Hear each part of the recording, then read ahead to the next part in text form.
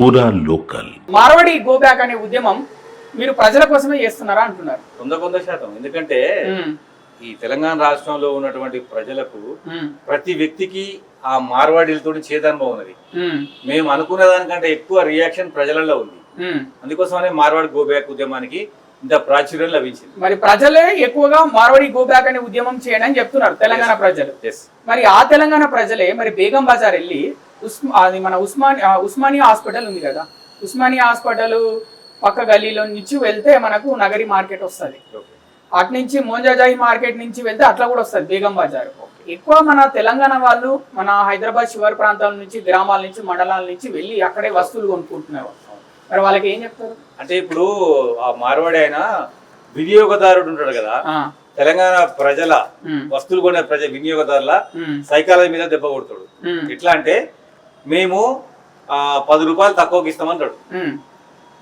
అక్కడ వినియోగదారుడి psychology down అయిపోతుంది.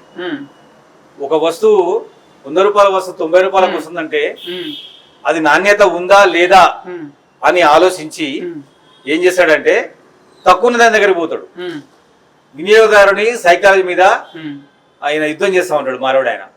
దానిలో భాగంగానే మన వాళ్ళందరూ కూడా బేగం బజార్ పోతారు, ట్రూప్ బజార్ పోతారు, ఇంకా మన చాలా బజార్లు హైదరాబాద్ లో మార్వాడుల ఆధిపత్యంలో ఉన్నటువంటి అన్ని షాపులలో పోయి మనం అనుకుంటారు. తప్పేం లేదు అందులో. మనమేమంటున్నాం అంటే మార్వాడి వాళ్ళని నాణ్యమైన వస్తువులు అమ్మండి అంటున్నాం అంతే. వాళ్ళు అంటే తెలంగాణ వాళ్ళని వాళ్ళ దగ్గర కొనొద్దనట్లేదు మీరు అంటాం. అది కూడా ఇప్పుడు వాళ్ళు వాళ్ళ పద్ధతిని మార్చుకోకపోతే నాణ్యమైన వస్తువులు అమ్మండి అని చెప్తున్నాము. అమ్మలేదనుకోండి సహజంగా వినియోగదారుడు పోడు, ప్రజలు పోరు.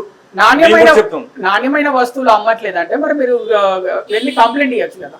వినియోగదారుడే కంప్లైంట్ ఇస్తలేడు కదా, అందుకోసం మేము వాళ్ళని వినియోగదారుని చైతన్యం చేస్తాం, తెలంగాణ ప్రజలను చైతన్యం చేస్తాం. ఆయన అమ్మేది నకిలీ వస్తువు, మీరు అక్కడికి పోవద్దు, అక్కడ కొనొద్దు అని తెలంగాణ ప్రజలను చైతన్యం చేస్తాం. అప్పటి వరకు తప్పదు. వినియోగదారుని చైతన్య పరుస్తాం అంటున్నారు. మరి అసలు వినియోగదారుడు వినకపోతే, పట్టించుకోకపోతే మిమ్మల్ని? ఇప్పుడు చాలా మందికి తెలియని విషయం ఏంటంటే ఒకటి జరుగుతున్నా పట్టించుకొని సమాజం ఉంటది, ఒకటి వాళ్ళ కోసం జరుగుతున్నా స్పందించిన వాళ్ళు ఉంటారు. మన ఈ సమాజంలో పౌరులుగా మన బాధ్యత వాళ్ళకి తెలియకపోయినా తెలియాలి, వాళ్ళు రాకపోయినా చేయాలి. అది బాధ్యత తీసుకొని చేస్తున్నాం తప్ప ఇందులో వేరే లేదు. వాళ్ళ కోసం, తెలంగాణ ప్రజల కోసం వాళ్ళు వచ్చినా రాకపోయినా మా వంతుగా మేము పాత్ర పోషిస్తూనే ఉంటాం. వాళ్ళు వచ్చేంత వరకు వెయిట్ చేస్తాం. వాళ్ళు వచ్చినప్పుడు కలుపుకొని పోయి పెద్ద ఎత్తున యుద్ధం చేస్తాం.